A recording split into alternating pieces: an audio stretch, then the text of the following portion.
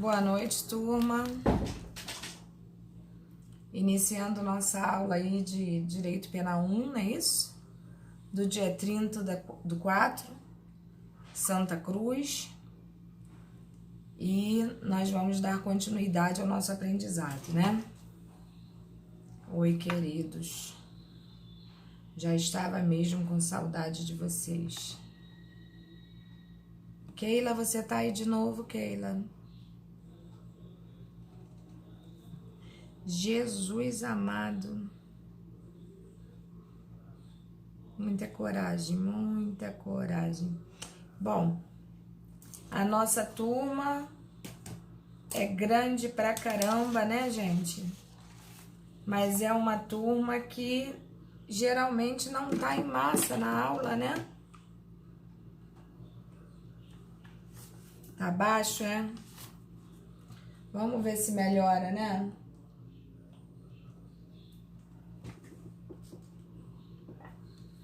Peraí, vamos ver se melhora. Melhora ou piora? Fala alguém daí comigo, porque aí eu vou controlando aqui. Fala alguém.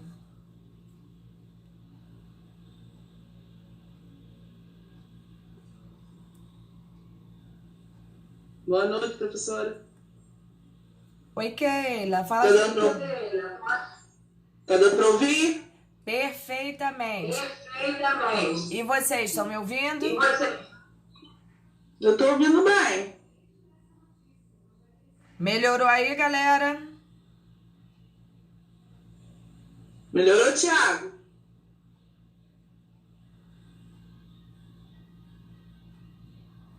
Ok, se ficar ruim, a gente vai se falando e tenta fazer alguma coisa.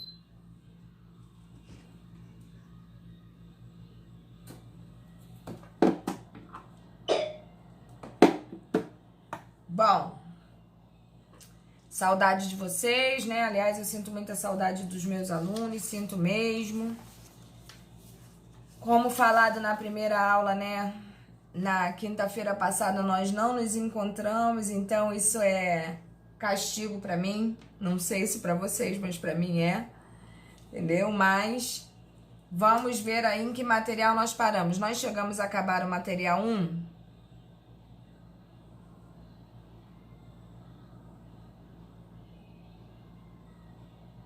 Vamos lá, galera! Acordando aí, ó. Acabei. Vocês viram que eu postei o material 2 lá pra vocês?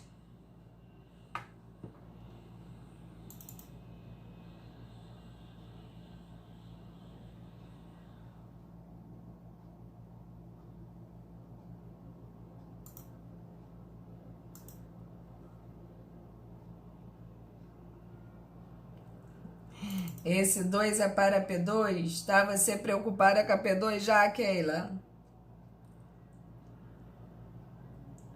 Ok, Júlia, nós vamos falar sobre isso. Vamos falar. Cheguei a iniciar o material 2 com vocês? Não. Beleza. Tranquilo.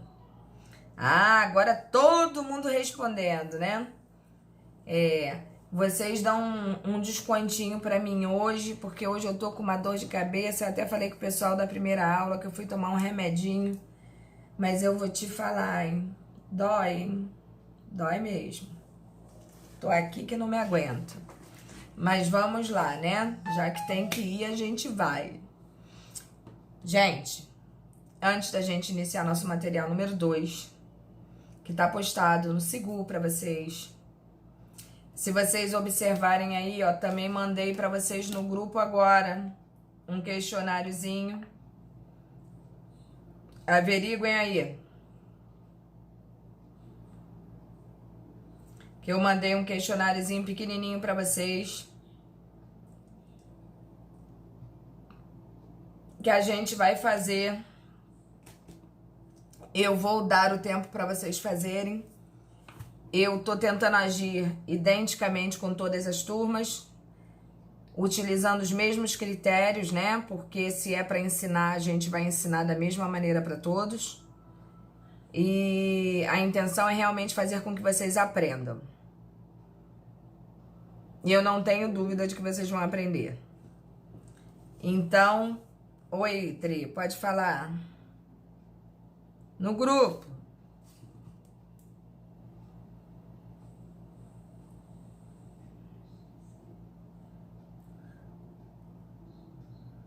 Uma foto. Vê se tem aí. Assim, ó. Não dá pra ver. Muita luz.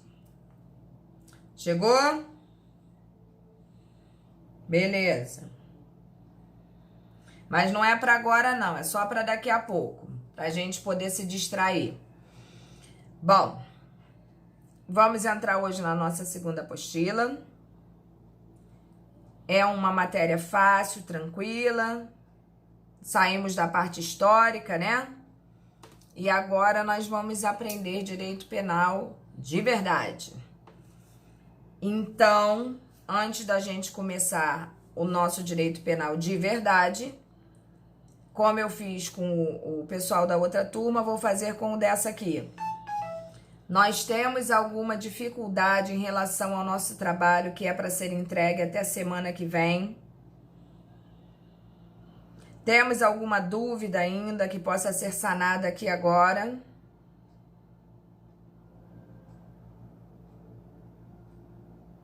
Não? Perfeito. Então, vamos dar seguimento.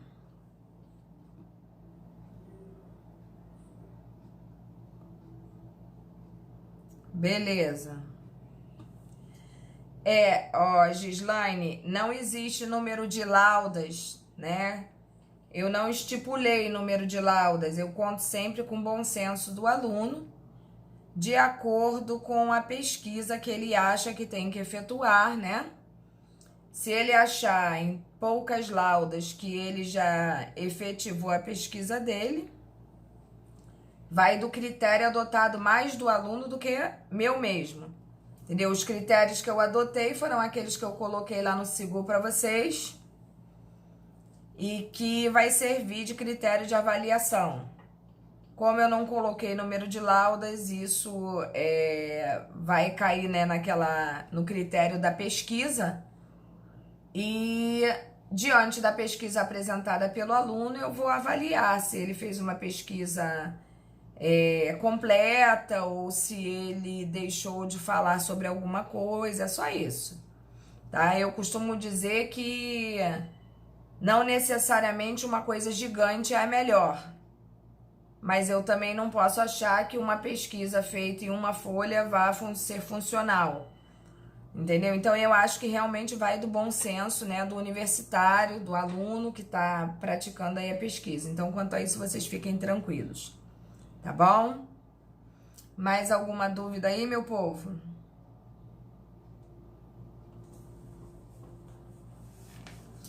Bom, então vamos seguir aqui no nosso material. Todos de posse do material.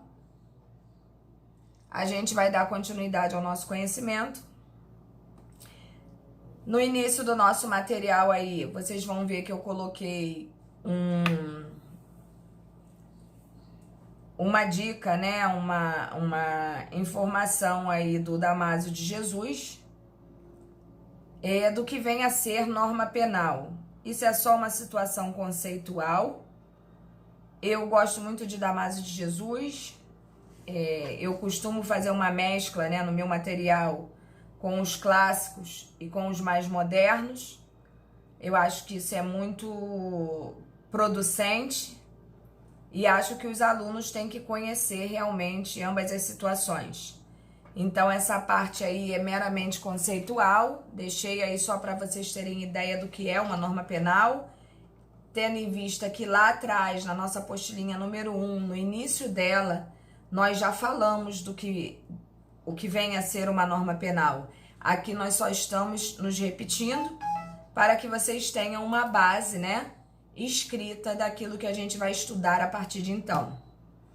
Neste momento, nós estamos iniciando o nosso material de pena 1, né? E vamos entrar na parte geral do nosso Código Penal, que vai do artigo 1º ao artigo 120. Então, nós vamos ver que a gente vai aprender na totalidade o que é a norma penal, o que é a norma penal incriminadora, o que é a norma penal não incriminadora, como elas se subdividem, tá? Então, o que a gente vai trabalhar neste momento agora é tudo referente à norma penal. Tranquilo? Então, vamos lá.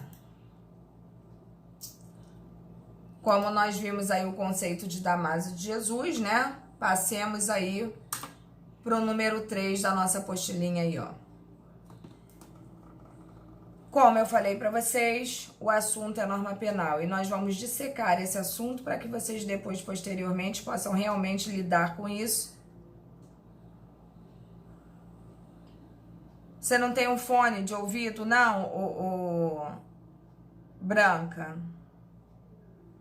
Porque aqui já tá no limite, eu já aumentei tudo que tinha para aumentar aqui e parece que não tá melhorando. É um problema da Branca ou todos estão com esse mesmo problema, gente? Só para que eu tenha ideia aqui se tem condição de fazer alguma coisa.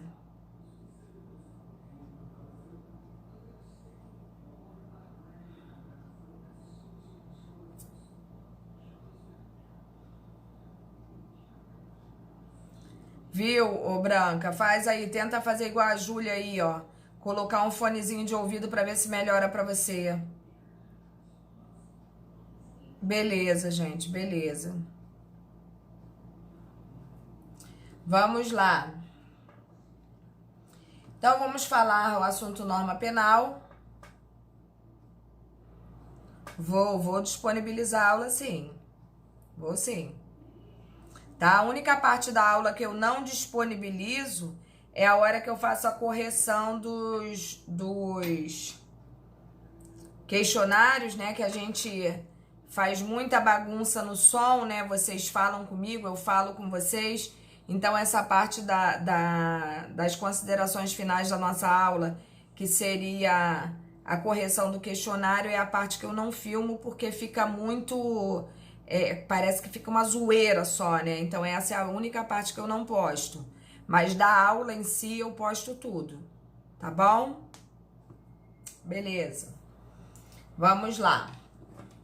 Então, vamos entrar aqui no tema, né? E como a gente não poderia deixar de falar, há diversas formas de normas penais, como nós veremos a seguir. E como eu falei inicialmente para vocês, nós começaremos com as normas penais incriminadoras. E como a gente pode ver, quando vocês tiverem que eu tô olhando, observarem que eu tô olhando para cima, eu falei, pessoal da primeira turma, é porque eu tô gravando a aula de vocês no vídeo de cima, entendeu? Porque aqui não tá gravando. O Team Link eu não sei o que tá acontecendo, que eu não tô conseguindo gravar. Então eu tenho que botar uma outra câmera para poder filmar, para poder lançar depois no YouTube a aula para vocês. Então quando vocês me pegarem olhando para cá, saibam que eu tô olhando para a câmera. Quando eu estiver olhando para lá, eu tô olhando pro material de vocês. Tá? Então eu vou ficar me dividindo aqui, ó, vocês, ele e lá. Então vamos lá, gente. Normas penais incriminadoras, né?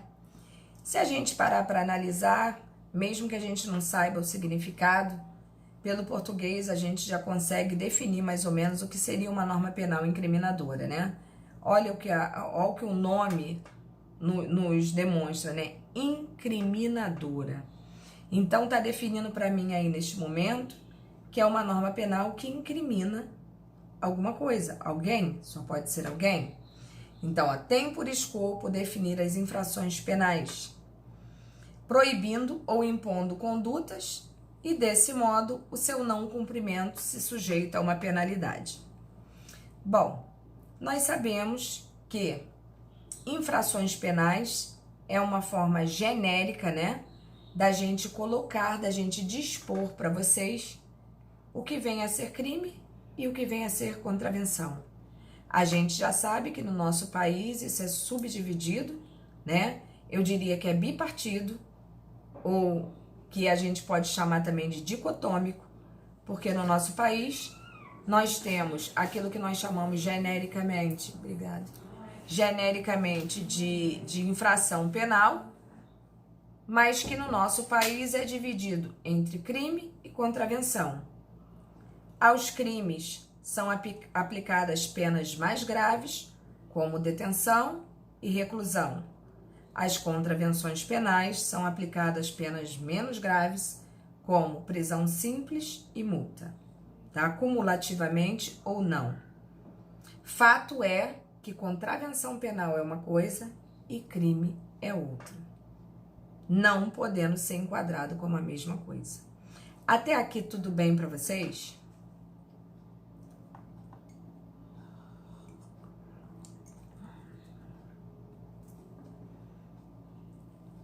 Vamos lá, meu povo, vamos interagir aí. Tá dando para entender aí, Júlia? Beleza. Então vamos lá. Podem ser primárias e secundárias. Isso também nós vimos lá na primeira parte da nossa apostila, né? Que a norma penal primária é aquela que visa o quê? A situação que é praticada pelo agente, a conduta reprovável, né? Como, por exemplo, matar alguém. Matar alguém, artigo 121, vem no caput. Matar alguém. Esta é a norma primária. É aquela que vem estipulando quase que o conceito do próprio crime. E a norma secundária, contrário senso, seria a parte posterior, onde vem penalizando o agente que praticou o crime. Nós vamos ver aqui, ó. Normas primárias são aquelas que descrevem perfeita e detalhadamente a conduta proibida pelo agente. E secundárias têm por objetivo a individualização da pena em abstrato. Ora, então nós já sabemos o que é uma e o que é outra há muito tempo, né? Uma vez que lá atrás nós já vimos essa situação. E quando a gente fala ali, ó, quanto à individualização da pena, eu gostaria muito que vocês prestassem atenção nisso. Por quê? Porque essa palavra não é uma palavra à toa, né? Individualização da pena. Vamos supor que eu, a Keila, o Elton e a Caroline tenhamos praticado um crime todos em conjunto. Resolvemos pela prática delituosa. Saímos juntos para praticar um crime. Dentro desse crime que nós saímos para praticar, cada um teve a sua função. O que vocês acham? É justo que cada um de nós receba a sua pena individualizada, ou é justo que cada um de nós recebamos a mesma pena na integralidade? O que vocês acham?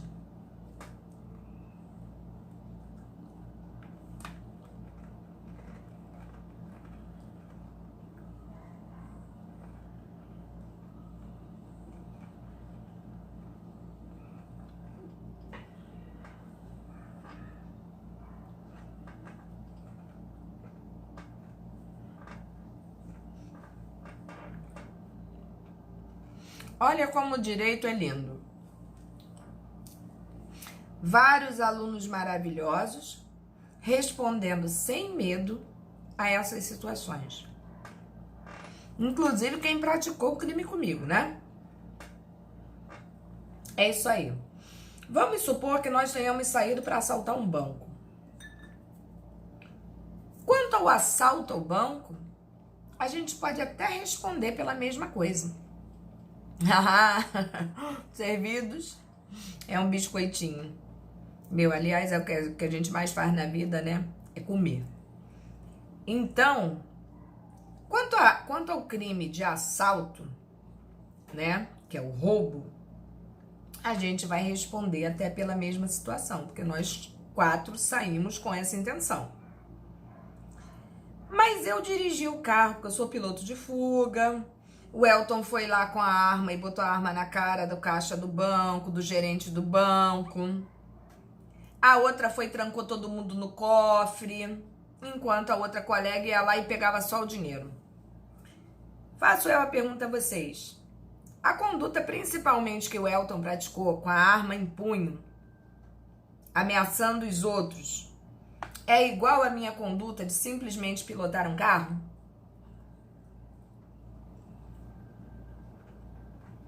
Não. Claro que não. Então seria justo ele receber a mesma pena que eu? É isso aí, Keila. Daí a pena ser diferente para cada um. Cada um responderá dentro da proporcionalidade daquilo que fez dentro do atuar criminoso. Por isso que ali a gente fala da questão da individualização da pena. Pode até ser que num crime nós tenhamos praticado as mesmas coisas. Aí sim nós responderemos igualmente, ainda que com a pena individualizada, tudo bem, mas ainda assim responderemos igualmente. Agora, quando dentro de uma mesma situação nós praticamos atos diferenciados, mais do que nunca as pessoas não podem ser apenadas da mesma maneira. Até aqui tá legal?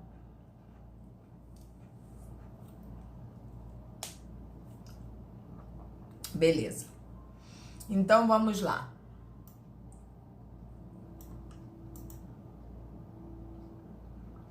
Agora, vamos entrar nas normas penais não incriminadoras. Se nós acabamos de falar na incriminadora e vimos o que é, agora é só pensar o contrário.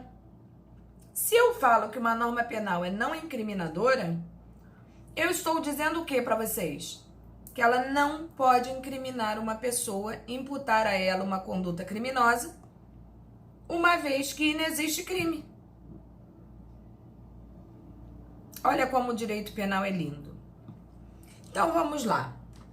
Normas penais não incriminadoras possuem as finalidades de: primeira, tornar lícita determinadas condutas, afastar a culpabilidade do agente, como no caso de isenção de penas. Botem uma coisa na cabecinha de vocês, rápido.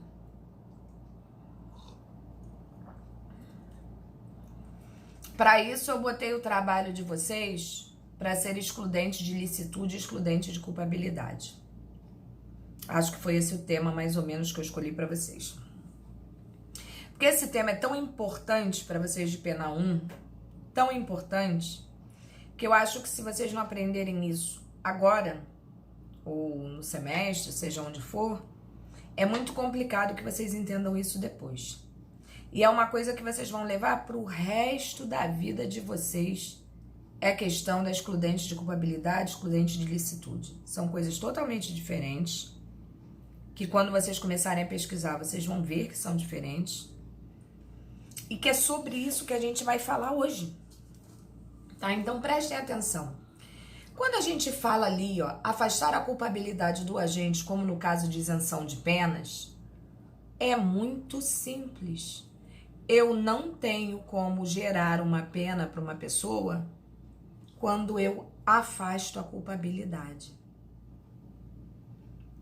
E quando eu passei o trabalho de penal 2 com um título muito parecido com esse, eu fiz os alunos pensarem em penal 2 se a culpabilidade é requisito para a pena ou pressuposto do crime. Esses dois assuntos se encontram perfeitamente e vocês vão ver que interessante quanto vocês vão aprender pesquisando sobre esse tema. Nunca esqueçam disso. Uma pessoa sem culpabilidade não pode sofrer uma pena, não existe possibilidade, tá? O terceiro requisito aqui, finalidade, aliás, perdão, é esclarecer determinados conceitos, como esses que nós acabamos de falar aqui agora. E o quarto, fornecer princípios penais para aplicação da lei penal, que intrinsecamente nós também falamos.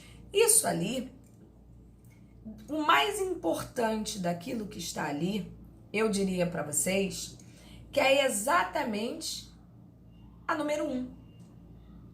Porque quando a gente fala de normas penais não incriminadoras, a gente está falando exatamente daquela norma penal que torna a nossa atitude lícita e por isso ela não pode incriminar ninguém. É disso que nós vamos falar. Então, seguindo o nosso contexto aí, há outro critério classificativo das normas penais não incriminadoras. Então, além delas não serem incriminadoras, elas podem ser permissivas, explicativas e complementares. Nós temos 3 situações distintas de normas penais não incriminadoras, que se desdobram ainda em tantas outras, como a gente vai ver aqui agora. As permissivas podem ser justificantes. Quando a gente fala que é justificante, é porque ela está justificando um ato praticado. Afasta a ilicitude da conduta do agente. Por exemplo, nos artigos 23, 24 e 25 do CP. Que eu, muito sinceramente, gostaria que depois vocês fossem lá ler. Para que vocês aprendessem ponto a ponto, tá? Então, vamos ver aqui, ó. Olha o que diz o primeiro artigo pra gente. Ele nos diz exclusão de ilicitude. Olha bem, não há crime quando o agente pratica o fato em estado de necessidade, em legítima defesa, em estrito cumprimento do dever legal ou no exercício regular de um direito. O que significa dizer que em qualquer dessas 3 situações que a gente encontra ali, nós estamos acobertados pela excludente de ilicitude. Ainda que a gente pratique um ato considerado criminoso, se nós estivermos acobertados por aquelas situações ali colocadas, será encarado pela justiça e pela lei como se nós não tivéssemos praticado tal atitude. Até aqui vocês estão entendendo tudo ou não?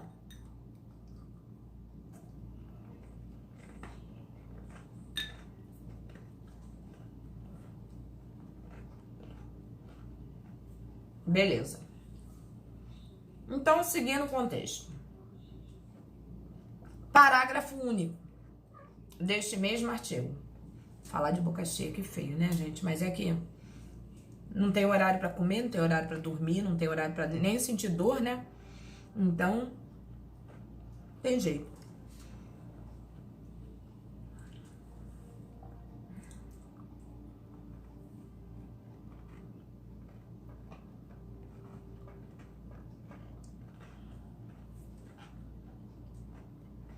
Mais ou menos. Ele estava, por exemplo, correndo risco de vida ou de violência? Pode ser entendido que sim. Se tem uma pessoa apontando uma arma para ele, ninguém aponta uma arma para outra pessoa se não tiver a intenção de atirar, se houver necessidade. Pelo menos, né? Ele consegue desarmar esse cara. Não satisfeito, esse cara desarmado parte pra cima dele. Ele vai dar um tiro no cara. Pode sim.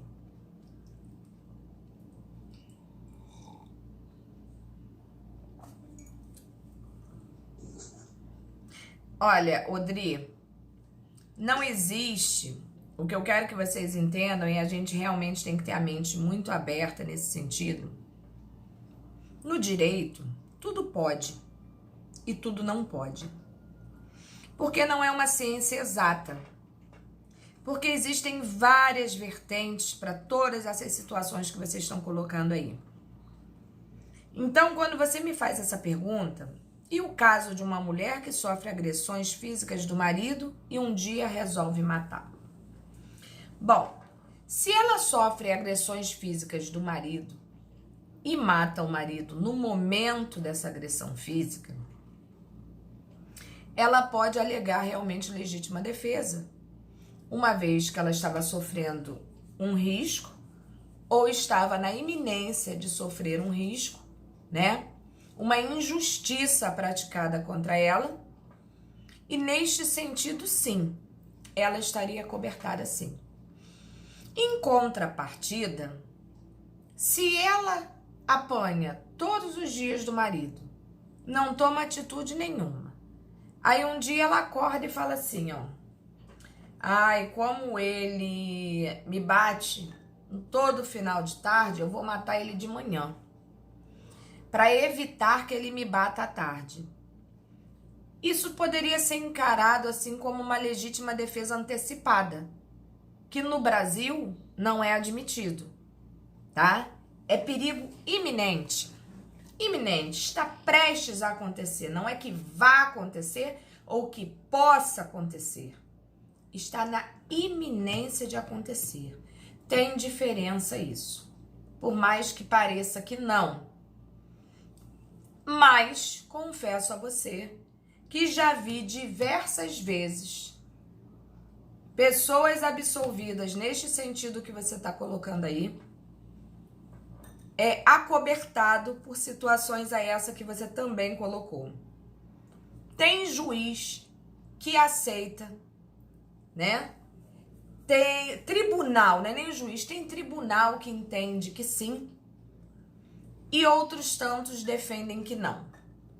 Isso vai depender, primeiro, de quem está te defendendo, segundo, das provas que constam no processo, e terceiro, de quem te julgará. A verdade é essa. Tranquilo, Dri?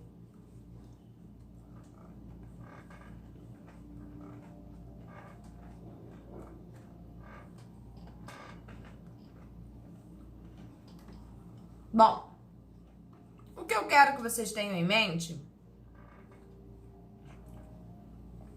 é que qualquer uma daquelas situações ali, você tem o direito de praticar. No entanto, se você vier a se exceder, o que seria isso? Praticar um excesso, você será punido por esse excesso. O exemplo maior que a gente gosta sempre de lidar, eu pelo menos sempre dou para o aluno esse exemplo, para que ele fixe, né, na cabeça, e que ele realmente depois ele possa utilizar isso mentalmente como uma forma de reflexão. Vamos supor que eu esteja na rua, sozinha, e que, de madrugada, vamos botar uma coisa meio bem feia, né? De madrugada, e vem na minha direção um homem também sozinho. Esse homem com a mão no bolso. E quando ele se aproxima de mim, ele saca a arma, aponta para mim e fala, passa tudo, senão eu te mato. O que ele não sabia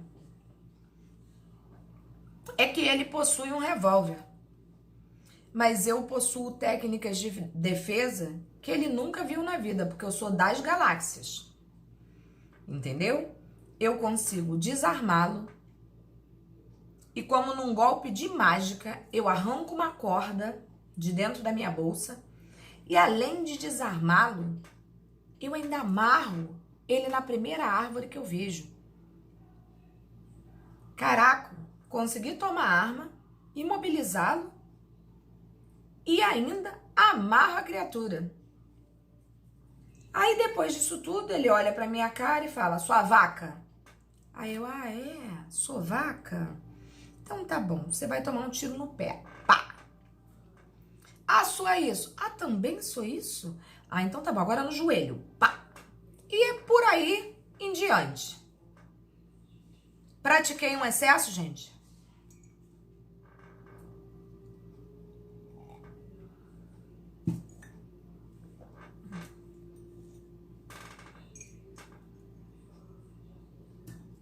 Viu? Pois é. Até o momento que eu desarmei ele, que eu tomei a arma dele, que eu amarrei ele, tava tudo legal. Eu poderia, inclusive, ter dado umas porradas nele, não teria importância nenhuma. Eu estaria cobertada por aquilo ali, ó. Mas a partir do momento que eu o imobilizei, o desarmei e deixei ele à minha mercê e encho ele de tiro, pronto, me perdi no meu caminho. Isso seria uma forma de excesso. E quando a gente pratica o excesso, esse excesso tem que ser punido. Tranquilo?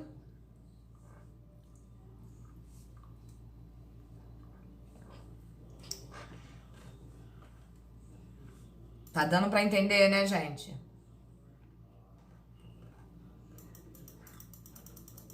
Beleza. Bom, agora vamos ver o que é o estado de necessidade. Nós já vimos o que é a questão das excludentes de licitude. Demos até um exemplinho aqui para que vocês possam ter noção. Mas agora nós vamos passar alguns casinhos. E chegamos no estado de necessidade, que é o artigo 24. Nós saímos do 23 para o 24. E agora a gente vai ver aqui, ó. Considera-se em estado de necessidade quem pratica o fato para salvar de perigo atual que não provocou por sua vontade, nem podia de outro modo evitar, tentei de todas as maneiras, mas não consegui, direito próprio ou alheio, cujo sacrifício, nas circunstâncias, não era razoável exigir-se. Caramba, que é isso, né? Parece tanta coisa que enlouquece. Bom, então vamos pegar um exemplo aqui, né? Bem tranquilo também, porque os exemplos são muito tranquilos. Bom, estamos todos nós numa enchente. Choveu muito no Rio de Janeiro, mas choveu tanto. E a gente já conhece essa história de cor e salteado, né? Que as ruas encheram, carros foram levados, arrastados, casas invadidas.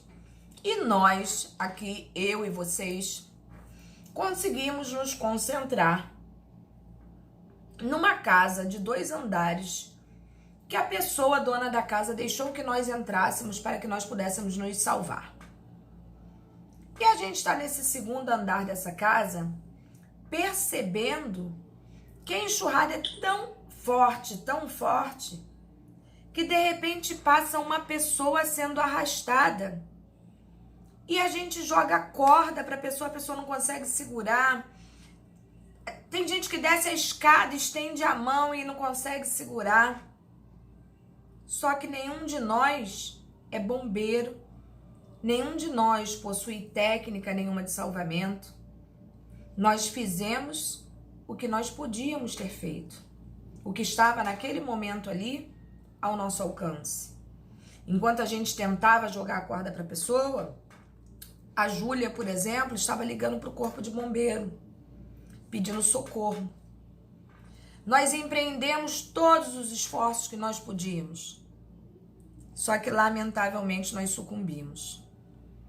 Faço eu a pergunta a vocês: seria justo um de nós pular naquela enxurrada para tentar salvar aquela pessoa, sem técnica nenhuma, que nós não possuímos nenhuma, de socorro?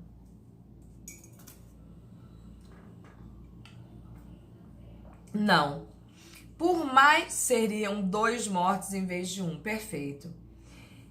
A lei, ela não sobrecarrega a gente nesse sentido. Ela diz que quando os bens, principalmente, quando os bens são de idênticos valores, que era o caso em questão, né? Era a nossa vida e a vida daquela pessoa que estava ali. Então não é justo que nós nos coloquemos em risco para salvar a vida de outrem, uma vez que são bens com o mesmo tipo de valoração. Nesse sentido, a lei nos ampara com essa maravilhosa situação ali do estado de necessidade, tá? Isso é uma coisa que realmente deve torturar a mente humana, né? Você não poder, por exemplo, como nesse exemplo aí, salvar, ajudar o próximo. Mas, em contrapartida, a lei também não pede o seu sacrifício nesse sentido. Como a Júlia falou, seriam 2 mortos, provavelmente no lugar de um só. Tranquila? Isso aí, gente? Deu pra fixar? Beleza. Agora, neste momento que nós estamos aqui, abram a mente. Por que que vocês têm que abrir a mente? Porque existem situações do estado de necessidade que não permitirá, em hipótese alguma, que em certas situações, certas pessoas se escusem de atuar. Isso é muito controvertido, isso é muito debatido, isso abre discussões infindas. Vocês ainda no campo do direito penal, vocês vão ouvir falar muita coisa, mas fato é que neste momento aqui, penal 1, vocês têm que se reservar a obrigação de ler, absorver, entender e internalizar aquilo que está sendo ensinado hoje. Porque para que vocês aprendam o mais amanhã, vocês têm que entender o hoje. Então prestem atenção. Olha o que diz o parágrafo 1º deste mesmo artigo. Não pode alegar estado de necessidade quem tinha o dever legal de enfrentar o perigo. Olha bem, gente, eu tô falando de dever legal. Nós que estávamos naquela casa lá no 2º andar, nós não tínhamos o dever legal. A gente tinha o dever moral, o dever ético, o dever humano. Era o que nós tínhamos. Mas vamos pegar um exemplo para um dever legal. Tem um casarão pegando fogo. E nós trabalhamos no Corpo de Bombeiros. No batalhão, nem sei se existe isso, mas deve existir, né, de salvamento. Salvamento, técnico, sei lá o quê. Nós podemos ver a casa pegando fogo, saber que lá dentro existem 5 pessoas e um olhar para a cara do outro e falar assim: ah, gente, me desculpe, é muito fogo para eu ir lá. Podemos? Não, não podemos. Porque o nosso ofício é esse. Nós temos o dever legal de salvar as pessoas em situações como essa. Aí vocês vão me perguntar, mas professora? Bom, fato é, o cara estuda para isso, treina para isso, tem técnica para isso, a profissão dele é essa, e se não for ele, quem será?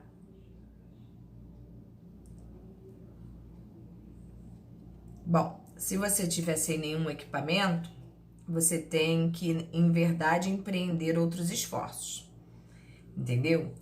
O que eu quero que vocês tenham em mente agora é que não pode. A lei é clara, não sou eu que estou inventando. Mas prestem atenção. Vamos supor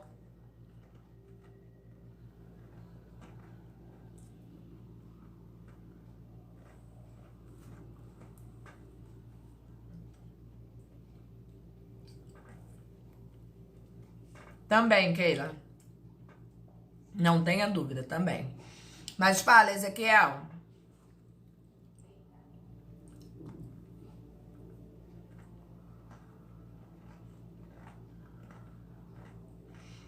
Olha só, eu não sei nem o complemento do que você tá querendo, mas preste atenção que eu acho que eu vou chegar onde você quer.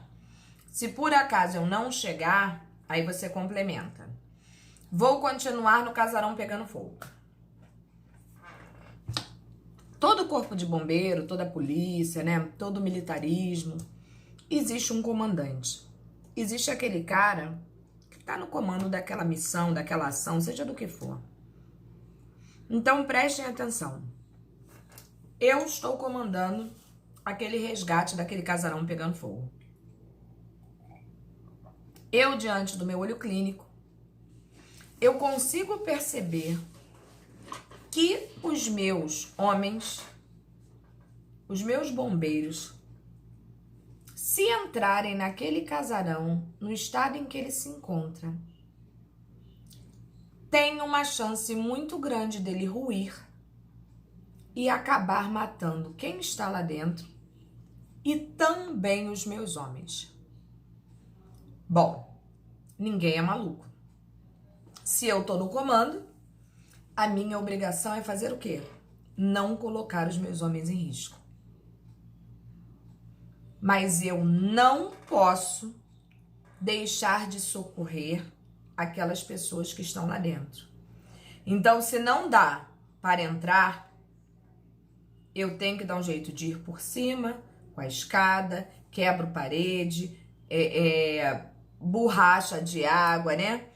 Qualquer coisa, quebro janela, tento puxar, eu não sei. Eu tô me colocando aqui de maneira simplesmente a ilustrar uma situação. Eu não sou bombeira. O fato é que deixar de socorrer você não pode. Mas não significa dizer que você tenha que colocar também os bombeiros em perigo simplesmente para falar, nós socorremos, morreu, mas socorremos. Matamos inclusive 10 bombeiros para salvar 5 pessoas. Que maravilha, que inteligente. Não é essa a ideia. A ideia é que pessoas como nós podemos alegar estado de necessidade. Pessoas que têm o dever legal não podem. Eles podem empreender outros tipos de esforços, mas eles têm que empreender. Deu para entender isso aí, gente? Acredito, Eline. Acredito. Beleza? Deu para entender a diferença? Agora, vocês vão ver muita coisa diferente quando a gente começar a estudar hierarquia, ordem hierárquica, que acaba caindo numa esparrela mais ou menos dessa daí. Entendeu? E aí a gente vai ver que existem outras vertentes em relação a este mesmo assunto. Nós vamos lá. Podemos prosseguir?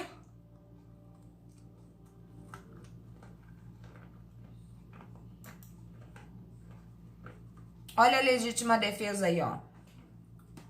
Entende-se em legítima defesa quem, usando moderadamente, olha a história do cara no poste, na árvore, sei lá, né? Dos meios necessários, repele injusta agressão, a agressão tem que ser injusta, atual ou iminente, como eu falei pra vocês, né? Há direito seu ou de outrem. Você pode agir em legítima defesa de outrem também. Então, observem os detalhes. Como nós já falamos disso, podemos passar, né? Nós estávamos falando das normas penais justificantes. Agora nós vamos falar das exculpantes. Vamos lá. Bom, norma penal exculpante. Elimina a culpabilidade, isentando o agente de pena. Sempre, sempre. Toda vez que você eliminar a culpabilidade do agente, você automaticamente estará liberando-o de um apenamento. Não tem saída. Vocês podem pesquisar o que vocês quiserem. Sempre acontecerá isso. Bom, artigo 26, que é o nosso exemplo aí. Olha o que diz o artigo 26.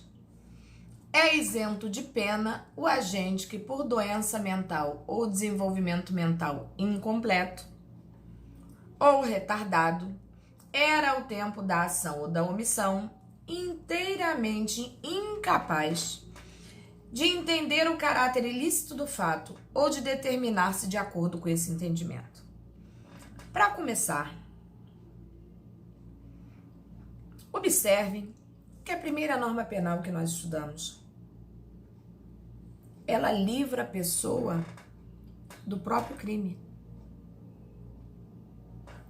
Agora, a exculpante, ela livra a pessoa, não é do crime, é da pena. Observem os detalhes e anotem, que um dia vocês vão precisar dele. E ainda lembrarão dessa loira que vos fala aqui. Então, observem também que o artigo 26, ele nos diz uma coisa muito interessante. Tiago, é sério. Ele nos diz o seguinte, olha bem, é isento de pena, não é do crime, é de pena. O agente que por doença mental ou desenvolvimento mental incompleto ou retardado era ao tempo da ação ou da omissão, sublinhem isso, inteiramente incapaz. Inteiramente incapaz. Tem que ser inteiramente incapaz. Ele não pode ser mais ou menos incapaz, relativamente. Ele tem que ser inteiramente incapaz. Isso é imprescindível, tá? Vamos lá. Agora o artigo 28. Não excluem a imputabilidade penal. Tá ficando legal isso aí. Não exclui a imputabilidade penal, a emoção e a paixão, embriaguez, voluntária ou culposa, pelo álcool ou substância de efeito análogo. Gente, o que é imputabilidade?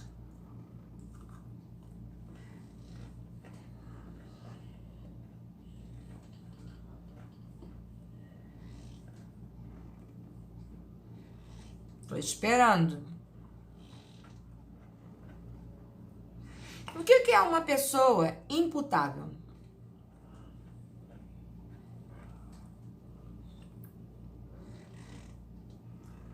É quase isso, Diego.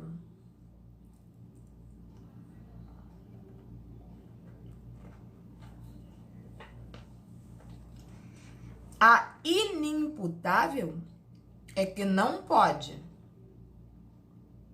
O inimputável. O imputável pode. Isso aí. Mas não fiquem perturbados com isso não, porque é muito comum no início dos nossos estudos a gente fazer essa confusão aí mesmo. É muito comum. Isso aí. Então observem o que o artigo fala pra gente. Não exclui a imputabilidade penal. O seu agir por emoção ou por paixão não vai livrar a tua cara.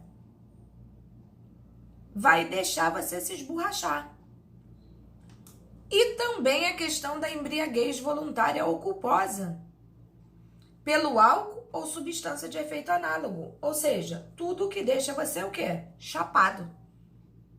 Não vai te livrar de uma situação de apenamento. Em raríssimas exceções, no caso da embriaguez, poderá até ocorrer. Da emoção e da paixão, não. Tá? E emoção e paixão são situações que até hoje as pessoas utilizam para justificar certos atos que praticam, como, por exemplo, matar o outro movido pela ira. Matar o outro movido por amor. Matar o outro movido pela inveja, pelo nacionalismo, pelo patriotismo. pelo ciúme. Isso é agir com emoção e paixão. Não livra a cara de ninguém.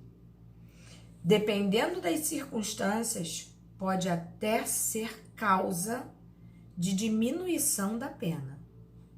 Livrar, não. Tranquilo até aqui?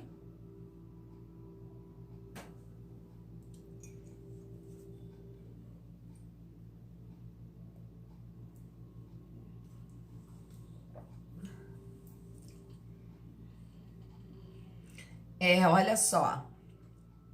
Se você matar alguém que matou o seu pai, ou qualquer pessoa que esteja ali perto de você, né?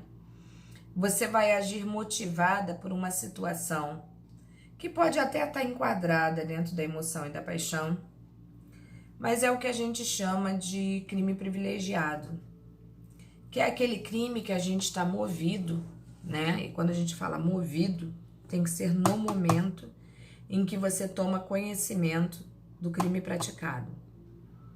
Matar teu pai. Você toma conhecimento agora. Você sabe quem foi. Você vai até a pessoa e mata a pessoa movida por aquela dor, por aquela angústia, por aquela perda, né? E aí sim, você pode, como eu falei pra você, em situações como essa, tem uma ponte, né? Que vai permitir um julgamento mais brando pela dor que você estava motivada, mas justificar este ato como um ato legal, não. A sua pena pode até ser diminuída, retirada jamais. Tudo bem? Keila, que fases é essa que tá subindo, Keila?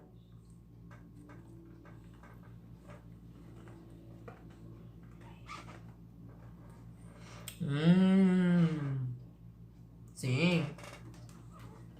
Vamos lá. Continuando aqui, ó. Entendi. É isento de pena o agente que por embriaguez completa, observem a palavra completa. Deficiência mental também tem que ser completa, lembram? Tudo é completo. Proveniente de caso fortuito ou força maior, era ao tempo da ação ou da omissão inteiramente incapaz de entender o caráter ilícito do fato ou de determinar-se de acordo com esse entendimento. Tem que ser completa. E por caso fortuito ou força maior. Existe uma outra situação também que a gente vai ver lá na frente, que também permite a liberação, a pessoa se isenta da pena quando a gente tem uma embriaguez chamada embriaguez patológica. Essa embriaguez patológica ela é considerada doença. É aquela embriaguez do alcoólatra. E eu não tô falando daquele cara que se diz alcoólatra, né? Mas que bebe socialmente. Eu estou falando daquele cara que acorda e dorme bebendo, que perde a noção de realidade de tudo na vida dele. Pra ele não sabe quando é noite, quando é dia, quando tem que comer, quando tem que beber, quando tem que tomar banho. Não, beber ele sabe o tempo todo. Mas essa embriaguez patológica, que ela é considerada doença, e obviamente se a doença é uma embriaguez constante e completa, neste sentido também está isento de pena. Assim entende a lei.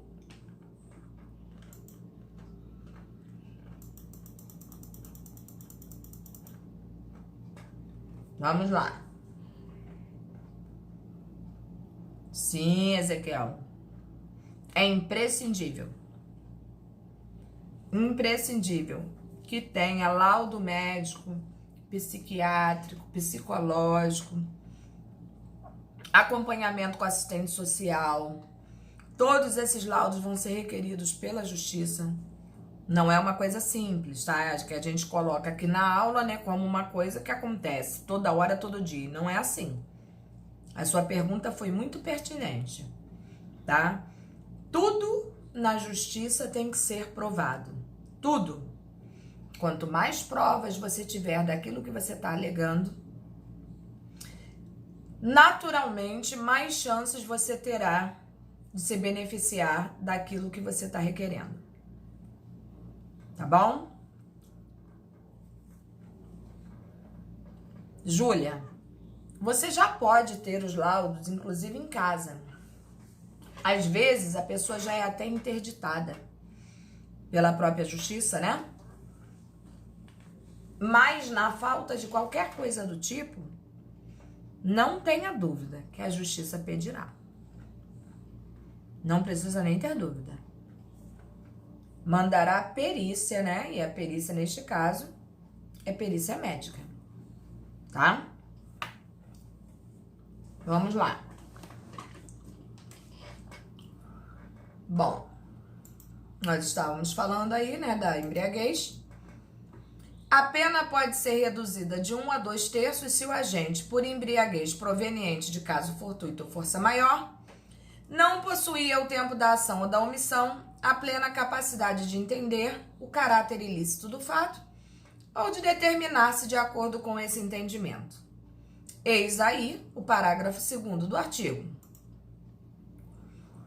E agora, nós entramos na questão das situações das normas penais explicativas. Essa matéria é muito light, muito leve, muito fácil. Ela só é detalhada, mas depois vocês vão ver o quanto elas são fáceis. As explicativas. Olha o que o nome diz. Explicativas. Quando nós não sabemos, vamos pelo português. Qual é a função de uma norma penal explicativa, além de explicar? Ela teria esse nome à toa? Não. A função dela é essa mesmo. É explicar. Olha bem, visam esclarecer ou explicitar conceitos. Que fácil, né? Por exemplo, os artigos 327 e 150, parágrafo 4º, do nosso Código Penal, quando tratam sobre o conceito de funcionário público e de casa.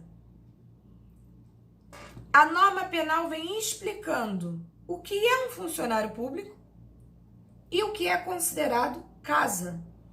Aí você fala assim, mas eu sei o que é um funcionário público. Ah, não sabe não. Ai, professora, tá bom, eu não sei o que é um funcionário público, mas casa, todo mundo sabe o que é. Também não sabe não. E é por esse motivo, e porque todo mundo tem essa ideia de que sabe, é que existem essas normas penais explicativas.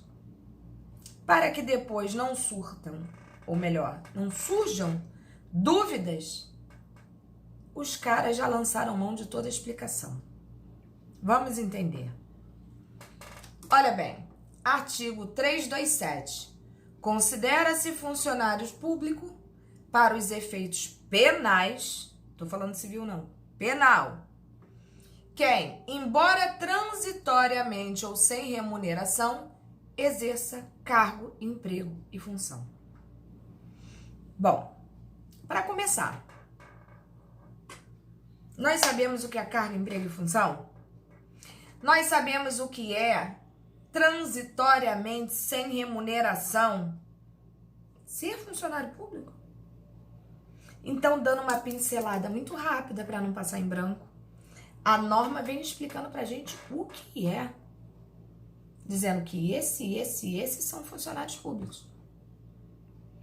Quando eu sou chamada para trabalhar numa eleição, seja como for, fiscal, mesário, seja o que for, eu recebo dinheiro?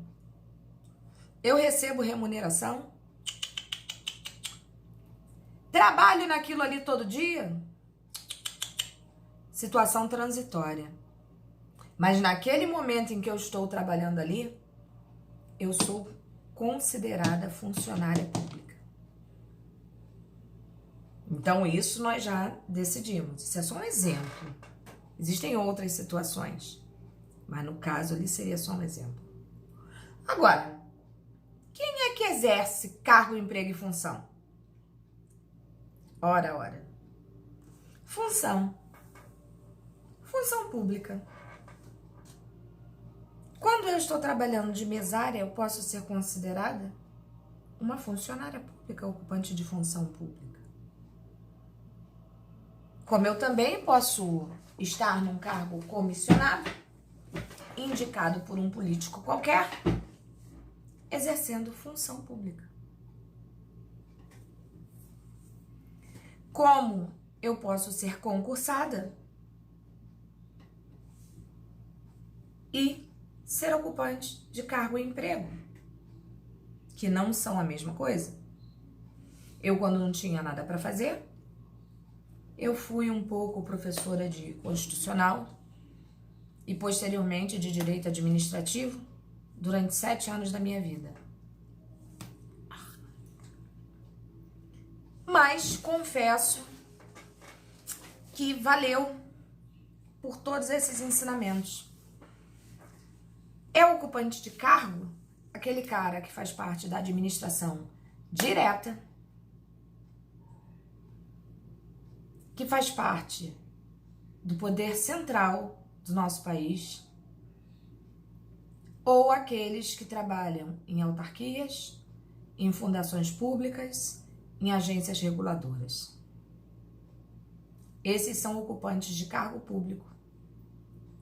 Depois que eles passam do estágio probatório, eles têm a famosa estabilidade.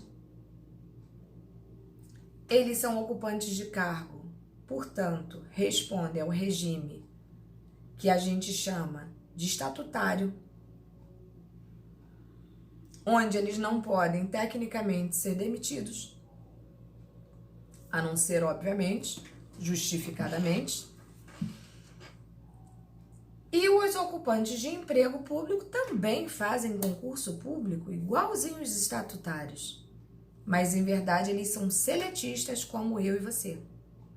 Porque eles seguem a CLT, Consolidação das Leis Trabalhistas.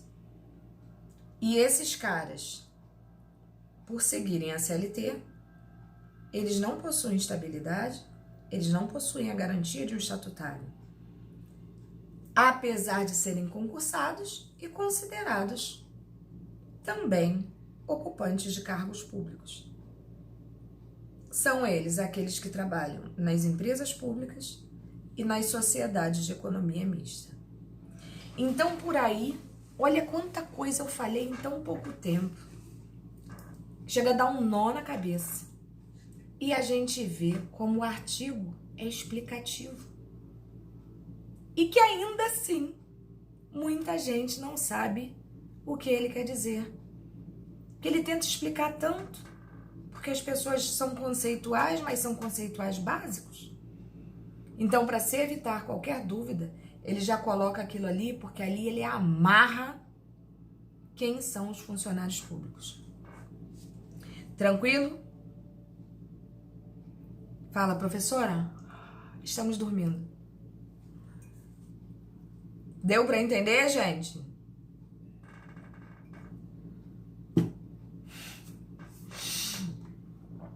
Vamos lá. Outro exemplo de uma situação de uma norma penal explicativa, temos aí o 150. Entrar ou permanecer clandestino astuciosamente ou contra a vontade expressa ou tácita de quem de direito, em casa alheia ou em suas dependências. E aí vem embaixo ali, ó, dizendo o que significa a expressão casa. E olha o que significa.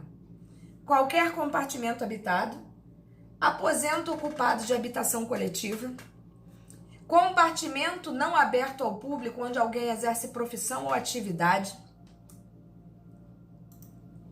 Não sei se eu botei uma jurisprudênciazinha aqui. Não botei, não. E aí, ali tá estipulando pra gente o que é casa. E desmistifica na nossa cabeça que casa é isso aqui que a gente mora. Porque quando fala ali, ó, compartimento não aberto ao público, ou seja, privado, onde alguém exerce profissão ou atividade. O meu trabalho pode ser a minha casa. A Aposento ocupado de habitação coletiva. Um hostel? Hostel. Um hotel? Um aparte? Nos leva a crer que sim, né? Qualquer compartimento habitado. Se eu cercar embaixo da ponte, como a gente vê em vários locais aí, a pessoa cerca, bota o sofazinho, amarra o cachorrinho, faz aquela cerquinha e ali ela habita, ali ela mora, ali ela reside. Também pode. Então, observem o quão é complexo essa norma explicativa quando ela diz o que é casa, né? Então, a gente tem que ter muito cuidado em relação a isso aí. Dúvidas?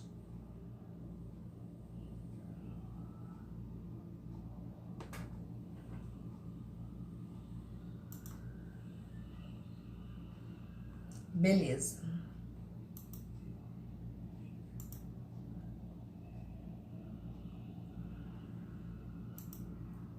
Bom, vou parar na página 15 com vocês, que a gente entra em normas penais complementares, que também é muito fácil e muito importante, que a gente, depois que a gente começar a mexer com isso tudo, a gente vai precisar entender isso tudo. E agora nós vamos tentar responder as nossas 3 questões gigantes que estão aí no nosso questionário. Primeiramente, eu gostaria que vocês tentassem responder com aquilo que vocês têm de conhecimento. Não deu? Pega o materialzinho de vocês, que com certeza estará lá, tá? Para tanto, eu vou dar para vocês o que eu dei para outra turma, tá? São 9h25. Eu vou dar 20 minutos para vocês responderem essas questões e a gente ter tempo de corrigi-las. Tudo bem para vocês? 20 minutos é o suficiente ou é muito?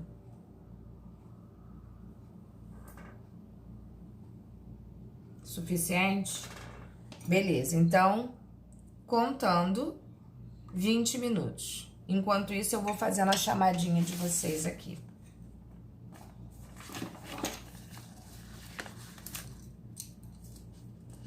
Manda ver aí, gente.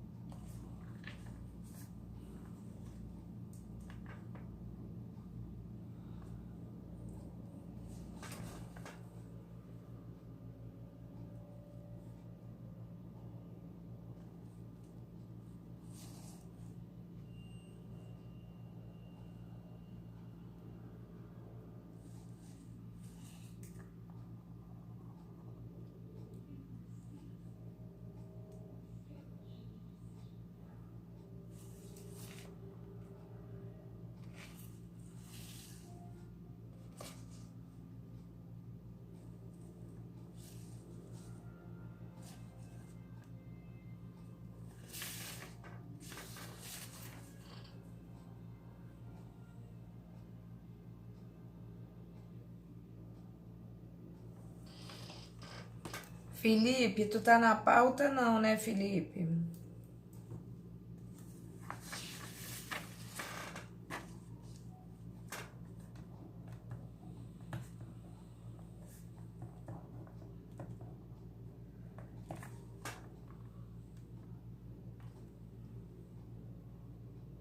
Ah, Luiz Felipe.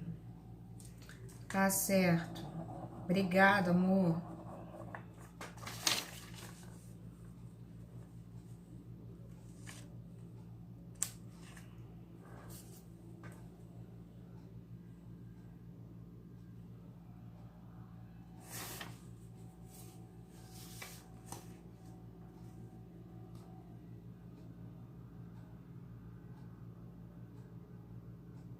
Mas também não tá não, Luiz.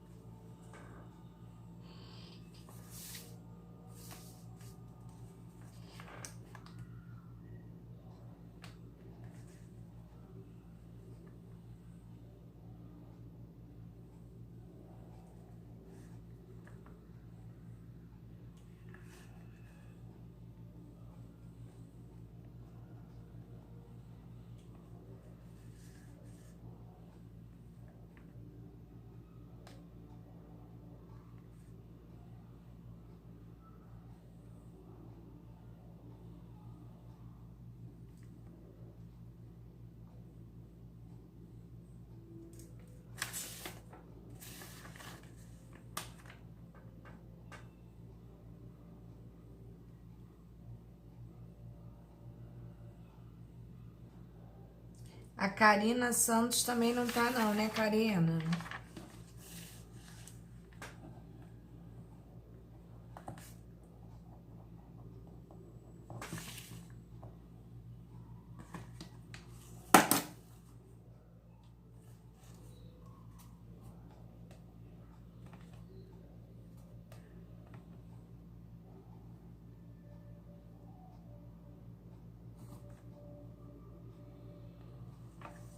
Ai, Jesus, Jurema, Karina, Senhor do céu, quando que eu vou aprender isso?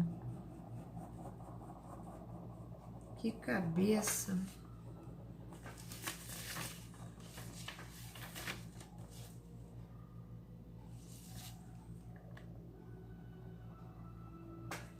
Obrigado, Karina. Qual foi a colega que disse que chegou aqui agora? Que tinha saído e voltou?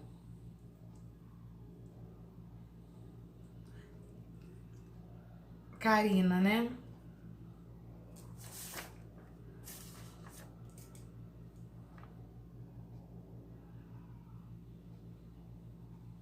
Ah, tá bom. Jurema Karina.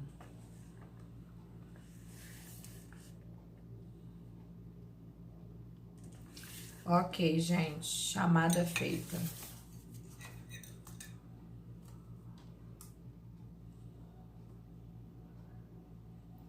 Bom, mais 8 minutos, não é isso? Vou ao toalete e já volto. Não saiam daí, hein?